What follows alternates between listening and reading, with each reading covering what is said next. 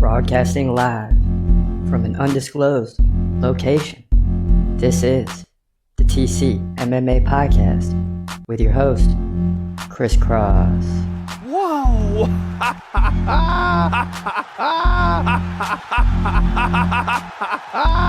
Dana White privilege. Let's go, baby! Let's go! Let's go! Let's go! Let's go, baby!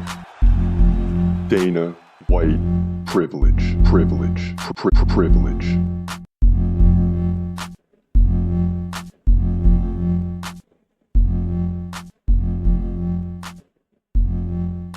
Welcome to the TCMMA podcast. It's your boy Chris Cross checking in, and UFC 305 is officially a wrap.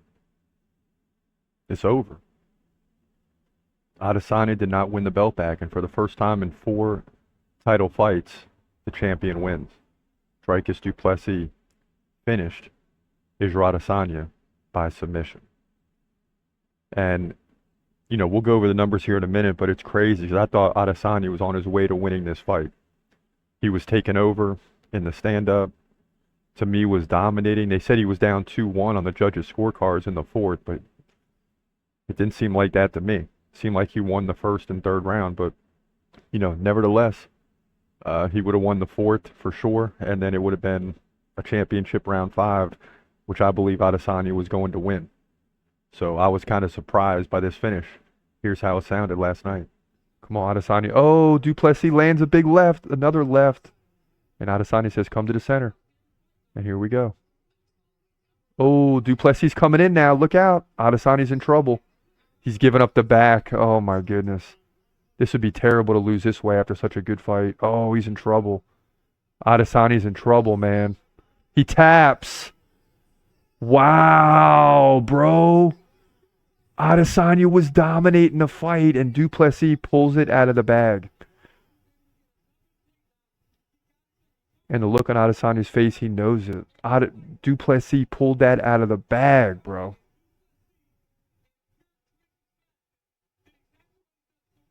Du Plessis finishes Adesanya, man. I'm shocked, not because it can't happen, but Adesanya was putting on a clinic. And Du Plessis locks in the rear, and just like that, and still middleweight champ. And they hug it out now, and they're talking. And Adesanya is just he's trying to sit there and talk to him, but you can just see his face, man. He's gonna be so upset with this loss because he was winning this fight big time. I mean, big time. But listen, Du Plessis is a champ for a reason, and he respects Adesanya now. He moves to 22-2, and for the first time in 4 tries, a champion retains the belt. And it's hard to say, but based off of what the buildup was, Dricus Du Plessis is the king of Africa. And as Dana White said, they'll be headed to South Africa now. And Du Plessis will be headlining that card. So they're going to be excited for that. And it's just, Adesanya was outclassing him on the feet. And then all of a sudden, Du Plessis landed 3 rights. Adesanya gave up the back. And Du Plessis climbed up the back very quickly and locked it in. Just a major mistake by Adesanya. Unbelievable. But Du Plessis wins, man. And still champion. Middleweight division. UFC 305. Yeah, and Adesanya spoke about the mistake last night. Felt like he was doing well in the fight and just slipped up and made a mistake and gave up the back. Couple big right hands and left hands from Du Plessis. Adesanya turns the back and it's over quickly, late in the 4th round. And at that point, the numbers were starting to get closer, but Adesanya still led in significant strikes, 97-90, head strikes, 63-61. So it was pretty much an even fight. You know, if that doesn't happen, Adesanya wins the 4th round more than likely, and it's 2-2 going into the 5th. Total strikes 105-99, so it's very close in all areas. But Du Plessis' numbers were way down. He picked it up later in the fight, but after like 2 rounds, he only had 19 significant strikes. He averaged about 4 significant strikes per minute, maybe 4.5, and his average is over 5. So Du Plessis was starting to come on later, but Adesanya was outclassing him on the feet. Last night was the first time in a while. See, when pay-per-view's over, it's like 1 in the morning, right? So I'm trying to wrap it up, put all the equipment back, and get myself to bed. Last night I just sat there for like 45 minutes. It's like when Adesanya loses, it does something to me. I never realized how much of a fan I am of Adesanya's until he fights. And I really wanted to see him get the title back last night. But at the same time, Du Plessis is very good. I like him as well. And the so-called battle for Africa is over. And Du Plessis, for all intents and purposes, in the UFC, is the king of Africa. It's hard to say that because I know Adesanya wanted it so bad. But as we move forward, it was a wild night among the judges. These judges, dog, these judges. You just never know. You just never know what to expect. Some fights went different ways, and it's just, Are you serious? One of those was the Mateusz Gamrot fight, in which I thought Gamrot won the fight, but it was very close. Another one was Jair Rozenstruik, who dominated the fight, and one of the judges went 3-0 to Avasa, so it was just a wild night. But here's what it sounded like live between Gamrot and Hooker in the split decision. Tausch, to me, won the fight. Pretty fair and square, pretty solid, but it's not safe. Total strikes, 83-81 Hooker. Significant strikes, 66-60 Gamrot. But head strikes was where it was at, 62-38. And a lot of that cushion came in the first round. And then Hooker started looking a lot better.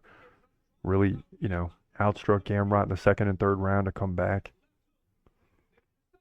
But the takedown game from Mateusz was relentless. 5 takedowns on 15 attempts. So Dan Hooker stopped, 66, 67% of them.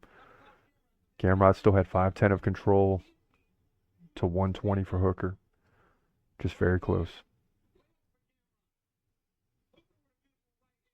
The reason it's close, too, is even though Gamrot had 5 takedowns, he really didn't do much with it. Other than the one flurry for like 30 seconds on the ground and pound. Other than that, it's almost like the judges could look at it like, hey, he's getting tired. He's trying to get these takedowns. I just don't know. And really, it's from the last fight. I really don't know. Both guys circling around the octagon. They're getting anxious. Dan Hooker's smiling. I think he knows he fought well. Like, he fought well here. And you never know. Maybe Dan Hooker will get a surprise decision, which will put him at number 5, 6, or 7, probably 6 or 7 in the lightweight division, which would be a huge feat for him. And because of his name, he gets a bigger fight next. Here we go. Both of them been here before. Here we go, Bruce. Don't do it, Bruce. It's going to be split. 29-28 Gamrot. And already his face drops. 29-28 Hooker. Oh my God. 29-28. Oh my God. Dan Hooker gets the win. Are you serious? These judges, dog. These judges. Oh. Dan Hooker's back in the lightweight division, man. And this is going to be a major setback for Gamrot. And everybody's on notice now. You can't depend on these judges tonight. Gamrot falls for just a third time to 24-3. Dan Hooker moves to 24-12 here. Lightweight division. Oh my goodness. UFC 305. Yeah, and you can't leave it in the judges' hands, man. You just can't do it. These judges, dog. These judges. They're going to let you down 9 times out of 10. And how do you dominate in head strikes 62-36, dominate in control time, and still lose the fight? That's what everyone's trying to figure out today, unless you're a Dan Hooker fan. I'm just looking at the numbers. But you could make the case that Dan Hooker did win rounds 2 and 3, and that's the key. So that's the way that one goes. Then you had Kai Kara-France for Steve Erceg, and this was certainly a huge, huge fight with big implications in the flyweight division. Erceg coming off the title shot that he lost previously, so you expect him to come in and do some big things, but it's still 4 versus 7. Kai Kara-France is a top 5 fighter. Come on, Steve, you got to pick up the pace. Oh, and a nice left drops Erceg. Oh, my goodness. And Kara-France trying to pound it on now. Erceg back on his feet for the moment. Takes a right. Oh, and the ref stops it. Oh, my goodness. Kai Kara-France KOs Steve Erceg, and now we're headed towards the main event, baby. Just like that. Thank you. It wasn't my guy, but at least we got a first-round finish. I'm ready to see Adesanya fight. And Steve Erceg can't believe it. Kai Kara-France, like Dan Hooker, man. A wealth of experience. He gets the KO here. In about 4 minutes and 6 seconds into the first round, he's now 25-11. Steve Erceg falls to 12-3, and guess what that means? The top of the division just got stronger and more solidified. As a guy knocking on the door to the top 5 gets beat. So Kai Kara-France wins. And that's the way it goes, baby. Just like that. Flyweight division, UFC 305. Yeah, and credit Kai Kara-France. That's a huge victory for him. Beefs up the division in the top 5. And he's calling on Pantoja to accept the title fight. And I think he's going to get it. I think he's going to get it. Because he just stopped the same guy that Pantoja stopped. I don't know if he beats Pantoja, but he's worthy of a title shot. Make no mistake about it. That was a big win. And then you had Carlos Prates just dominate Li Jingliang and gets the finish here. I believe it was first round. Check this out. Finally, Prates sits down Li Jingliang. 120 left in round 2. He did it 3 times in round 1. And another big left. Boy, and Li Jingliang is getting out of there. He's never been KO'd in a fight. Oh, another left, another left. Come on, Prates, finish him, baby. Finish him, baby. Boom. Yes. Boy, Li Jingliang is a tough dude, man. He's taking left, right, takes a big left, and that's it, man. That's it. Carlos Prates finishes Li Jingliang. Unbelievable. And that was a big question this week, man. Everybody was asking, will Prates KO Jingliang? I said, I don't know. He could. But I definitely got him by decision either way. And he answered that question because he gets the KO here to move to 20-6. Unbelievable. Unbelievable. And that's why this fight was in the main card. And Li Jingliang is down. Wow. Great fight by Carlos Prates, the Brazilian welterweight division, UFC 305. Yeah, and those are some of the big fights there in the main card, but Carlos Prates got the crowd on its feet quickly there with a dominating performance over Li Jingliang. It wasn't first round, it was second round. That sparked my memory, which tends to fade as the card goes on. I have to go back and look because the main event is always so special that that's all you're looking forward to. So that's the way it turned out, and we had somewhat of an impressive night early. I mean, Koulibaly got robbed. We could have easily been 9-0 headed into the final 3. But then, you know, for the watch party, it was just 0 for 3. It was rough. Mateusz Gamrot fell. Steve Erceg fell. Israel Adesanya fell. So it was rough in the main card last night. But listen, 8-4 on the night. We lost the main event, so we're 16-12 and 206 and 136 overall. So not bad at all. We'll take it. You know, we'd love to get the main event always, but you can't get them every week. That's the bottom line. It's very tough to predict these fights. Now, we did have a chance to update the dude list. Hamza still 1. He's getting ready to fight Robert Whittaker. Alex Pereira, number 3. So you got Hamza, John Jones, and Alex Pereira. Pereira getting ready to fight Khalil Roundtree Jr. Islam Makhachev is injured right now. Sean O'Malley's fighting at the Sphere against Merab Dvalishvili, who's 19 on the dude list. Then you got Shavkat. Dricus moved up to 7. Holloway and Topuria moved up to 8 and 9. And Sean Strickland reaches the top 10 once again. And that's going to be a 7 versus 10 matchup. Because I feel like the top 5 is solidified, although we got to see what happens with O'Malley. But that's the way the dude list looks right now. Ian Machado Gary knocking on the door to the top 10. He's at 11. Adesanya falls to 12. And just a lot of regulars in there right now, trying to figure out what's going to happen with Jamal Hill, Colby Covington, Bo Nickel, Aljamain Sterling, Charles Oliveira, Yuri Prochazka. Some of those guys are going to fall off the do list very quickly. And Ikram still holding on to 20. He did lose to Whitaker, but, you know, we got to see where he's going to go in his next fight. So that's the way the dude list breaks down. And always fun doing the dude list. Just always a good time. Because it's hard to pick guys in the top 20. I mean, and then there's so many other guys trying to knock on the door. So as we jump into the Q&A, the Chiefs Goblin, I believe it says, the colonizer wins. I am finished with Izzy. He did not use his skills. He should have. Izzy had the advantage on height, reach, but he was timid and did not attack.